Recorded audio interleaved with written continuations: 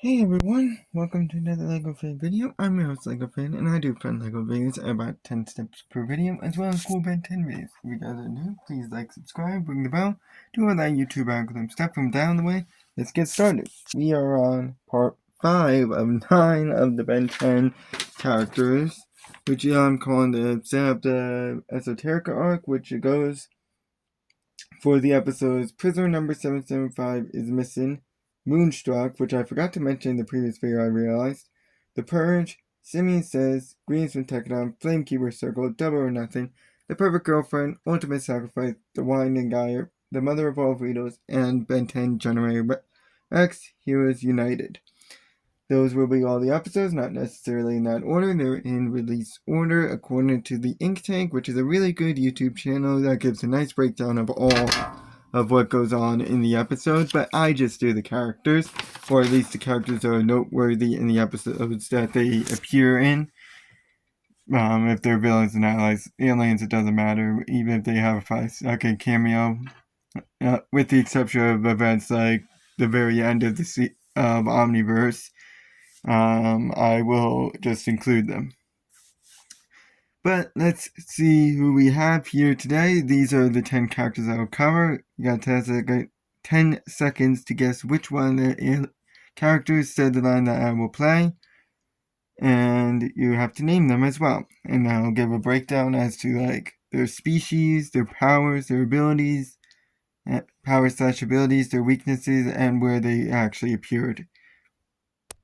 This is one of those characters where it kind of borders on being a villain, but I still will consider it since it does fight one of the main heroes, so let's just count it as a villain with this character. Doesn't really matter what he says, but which one of these characters said that one word, halt? 10 seconds, good luck.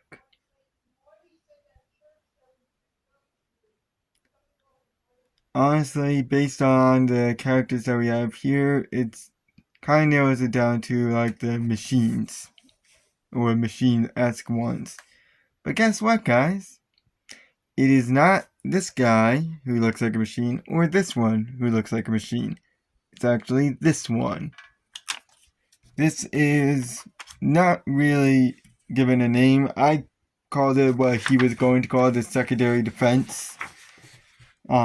But it's just known in the wiki as the Mechamorph Guard, who is a galvanic mechamorph, only appearing in the Ultimate Sacrifice, acting as a secondary defense for Azimuth Guard in his lab, in case someone actually managed to get through the planetary defenses that he set up.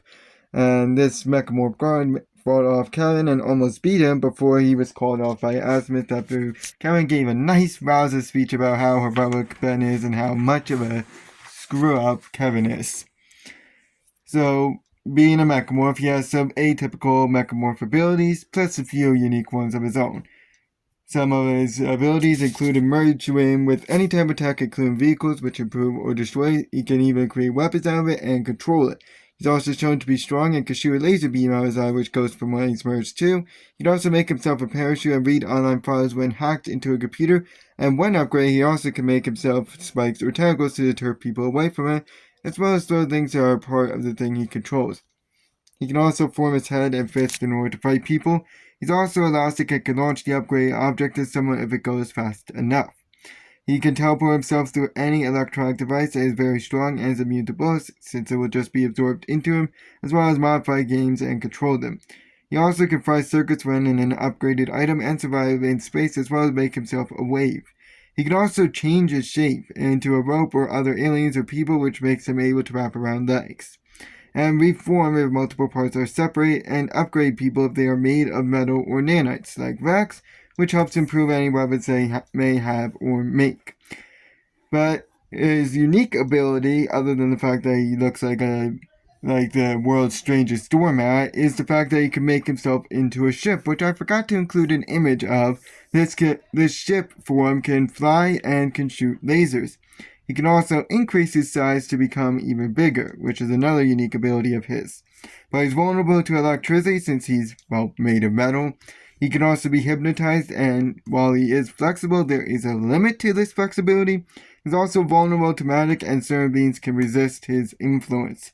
And a unique weakness for him is that he can be called off by Azimuth, since he is technically a robot. Somewhat. Let's get a silent character out of the way with Armadrillo. I accidentally made it an element 7A. That was nice. Of these characters, which one is Armadrillo? 10 seconds, good luck. You know, based on the name, you could probably guess which one might be Armadrillo. It's the one that has drills for arms. Get it? Never mind. This is Armadrillo right here. He is a Talpadan, only making a brief cameo appearance in Double or Nothing, intimidating the doorman in order to get into the Ben 10 live show.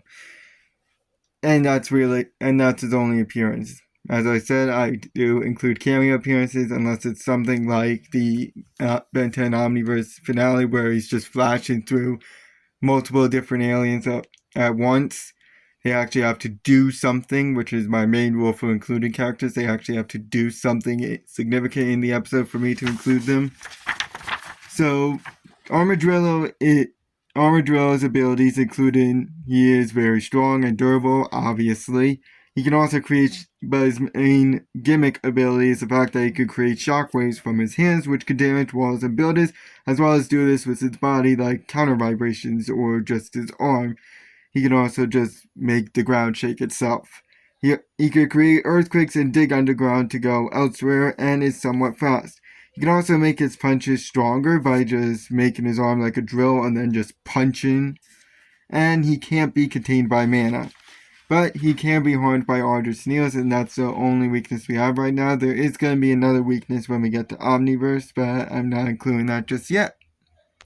Matter of fact, let's get another quick no-line character out of the way with the living buildings. Which one of these is the living buildings if it's not already obvious enough? 10 seconds, good luck.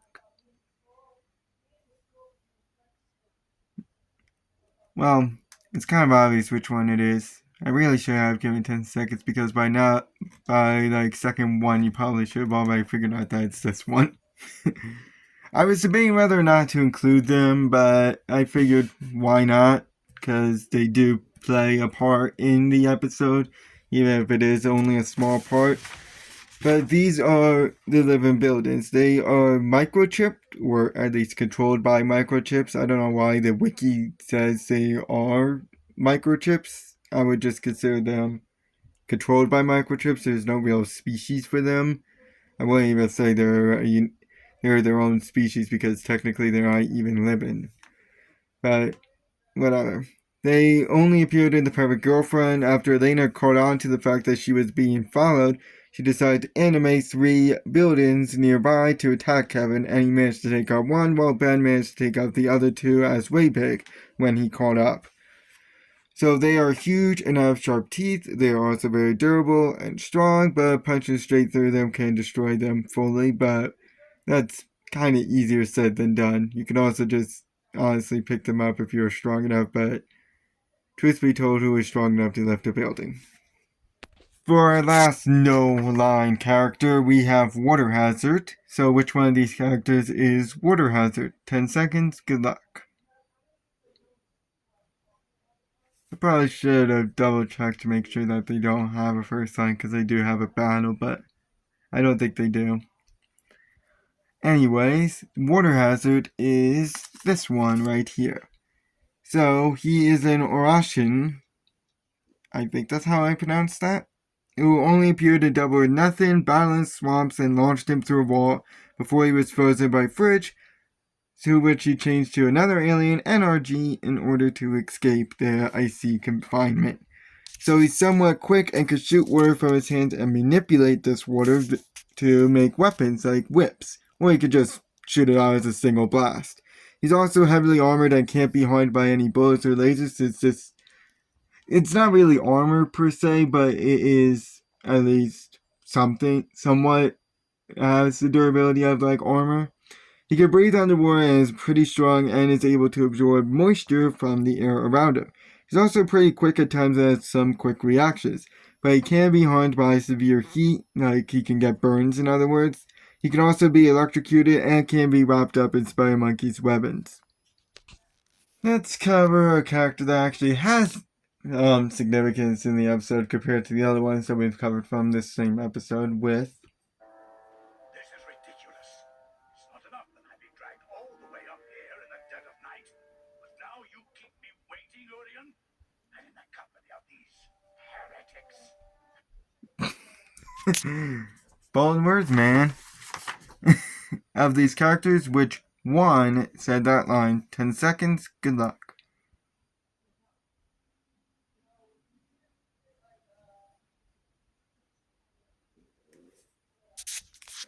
Well, Sir George does make sure that he's called out for his heresy, but this would be Sir Driscoll.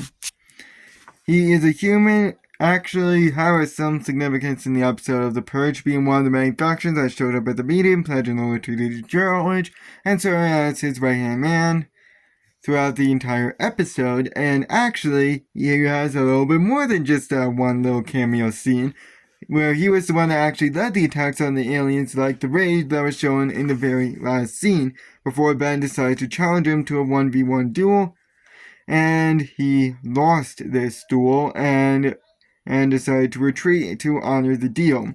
And he stayed as such to George before he was put in charge of all the Forever Knights while George is away on his little excursion to who knows where. He is an ex-plumber and has knowledge on the bases and gear, as well as being a very great leader and is very smart. He also has an armored car and has a sword and a hoverbike, as well as a kinetic lance. This stores kinetic energy and releases it in a very powerful blast. He also has knowledge on alien tech, is a great fighter, and is very agile, and with this new armor that you see him wearing right now, he could summon himself his very own laser sword and has enhanced strength and durability. But he does have an obsessive quality to him where he can stay dead set on objectives, and where he can stay dead set on only one objective and ignore anything else that's around him. Let's see what this next character is, with their first line being...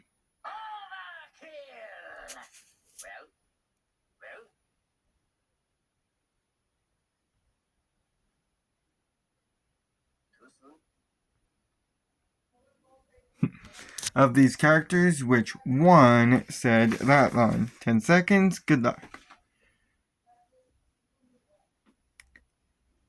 So, we already have covered his DNA recipient character, so let's cover the alien that came from said DNA person.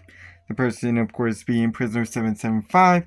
And this alien not being named Overkill, though it does kind of depend on the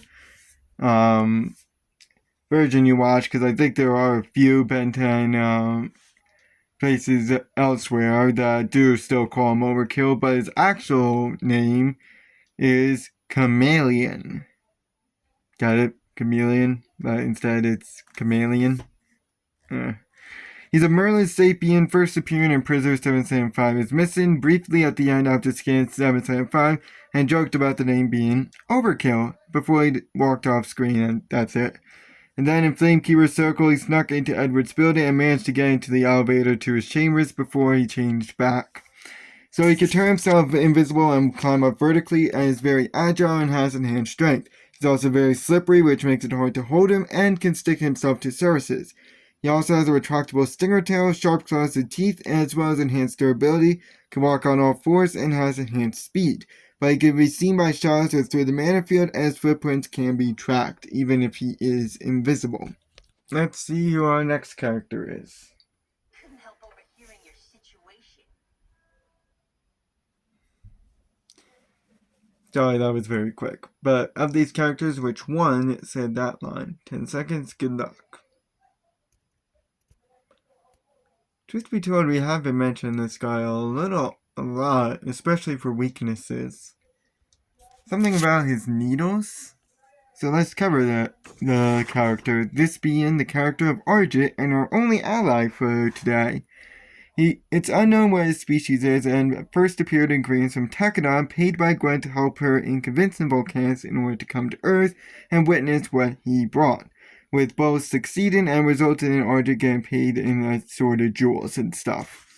Then in the Purge, he decided to go to the group for safety from the Forever Knights, unfortunately interrupting Trumpipula would fight and then Trumpipula would get away, and he decided to join them for most of the episode for safety and often was hiding or running away when the nearest at the first sight of danger. But once they got to Mr. Bowers, he decided to be like, screw this, I'm out of here, and left, fearing that the Knights will find him there since that's going to be their next target. So he has a wide arsenal of guns like a laser gun which he could shoot quite accurately, and knows the criminal underbelly, and has an on-again, off-again friendship with Kevin. He also has a watch communicator and knows alien tech and gear and how much it's going to be worth. He's also a very great liar and is able to weave a vast amount of stories and can hack pretty well. And just like a possum, he can actually stop his pulse and play dead. I'm not even joking, that's legitimately a power he has. He can stop his pulse and play dead. And but his main ability is the fact that he can shoot needles from usually his face or hair, which can paralyze or knock out a person. These are also strong enough to get stuck on cement. He's also very durable and small and can climb vertically. He's also a great scam artist that can run on all fours and is pretty quick as well. He can also drive pretty well and is somewhat strong, as well as having the ability to travel to other worlds via a spaceship, though it's unknown if he steals these or not. But he's very greedy and he is very untrustworthy as well, and actually he can be harmed by his own needles, and his needles can be glued onto him, preventing their use. Though don't ask me how long that takes, because holy cow, that must have taken forever. Let's get our next villain out of the way with No one is going anywhere.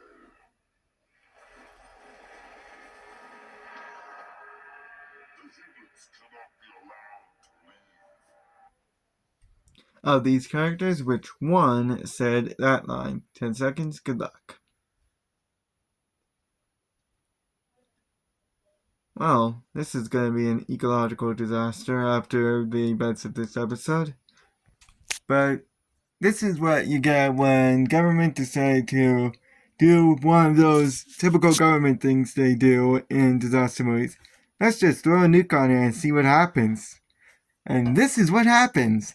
This is only known as the trash monster, which is a mutant bacteria, only appearing in the widening gyre, brought to life after experimental bacteria was unleashed on the Pacific garbage patch. Why am I getting reminded of a certain video game that said not to do that came out recently? Oh yeah, Stray. If you guys haven't played that game. That is a really, really fun game. But yeah, it's essentially not bacteria, only in this case, rather than actually making these gross little flesh monster thingies, he instead decided to bring the trash to life. And instead of actually destroying the trash, and this made the Pacific garbage patch a dead zone where all the ships were getting shipwrecked there and the survivors were living on it. But once the flow of trash decided to quit, he decided to travel all the way to San Francisco and try to accumulate more trash so he could grow bigger and, typical villain stuff, take over the world, all that shit. Unfortunately, Ren launched it into the sun and it's never going to be heard from again. Unless some of the bacteria still remains on that garbage patch. That would be very bad. Anyways, he can manipulate the garbage on this Pacific garbage patch, and this includes making himself a body, either on the island itself or just make it a body made up of the entire island, or at least a good chunk of it. And the more he accumulates, the bigger he grows. In fact, you can even accelerate this process by launching metal at it. He's also very strong and is huge, whether in his avatar state, as I'm calling him, which is his small form, which is this one, by the way. I didn't get a picture of the big one because, well, it's the same exact thing. Or as the whole island, if he is the whole island, he's pretty much kaiju size. He also has longevity, considering the fact that he is mostly made of plastic, and he can shoot or spit out globs of garbage which can trap or encase people, and regenerate any lost limbs. He can even destroy his body and rebuild it elsewhere on the island if in his mini avatar state. As I mentioned, metal makes him stronger, and he's a pretty good fighter and is durable, bordering on the fact of being intangible, because anything that attacks him just passes right through or is absorbed or well, yeah. He can also survive in space, so you're not destroying him that way, but he is weak to extreme heat, and he's only kept intact by the currents of the ocean. So if you manage to manipulate those currents, he can lose his regeneration factor. He also gives off a pretty foul odor, revealing where he is. This character is the reason why I have this 10 characters and not 11 today with...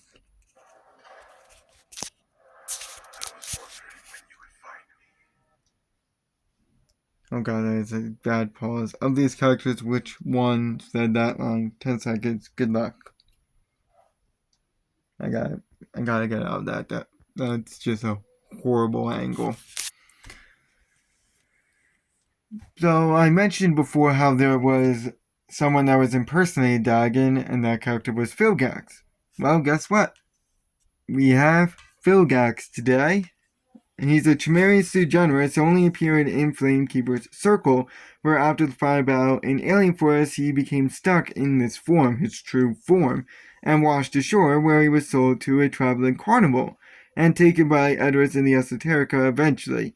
It is revealed that he was actually using the Edwards and the Esoterica in order to acquire a ship to go home and reconquer his planet. But this failed, and during the final battle, the tank that he was stored in was shattered. But he was saved from death once again and vowed revenge on Ben and the gang. So he can breathe underwater and has tentacles which can extend, and has the Esoterica as well as Edwards himself as beck and call. He's also very smart and a good manipulator, and is shown to be a very good leader and conqueror. He's also very strong and extremely durable, and knows the secrets of the Omnitrix and rules of the Galactic Code of Conquest, as well as knowing Ben's strengths and weaknesses. He also knows about the Null Void, has quick reflexes and good hearing, and knows how to control Null Guardians. And has knowledge on space and can survive in space, as well as maneuver through it without any aid. He also supposedly cannot be possessed, and is a brilliant strategist and is almost always 10 steps ahead, and can't be harmed or restrained by mana. However, he has a tough time getting into small spaces and can often act impulsively, and he cares for his planet and the citizens on it, and can be restrained for a brief time by vines. He's also very single-minded and can get cocky, as well as catch the common cold. He can also be immobilized by ice, and due to him being stuck in his true form, he can't survive long without water, because that's how he breathes. If he's out of water for too long, he will die if he's in this form. He's also weak to sonic sounds. Unfortunately, this is going to be an underwhelming one, because this character's name is Goop, so because he's going to say this in his first line here.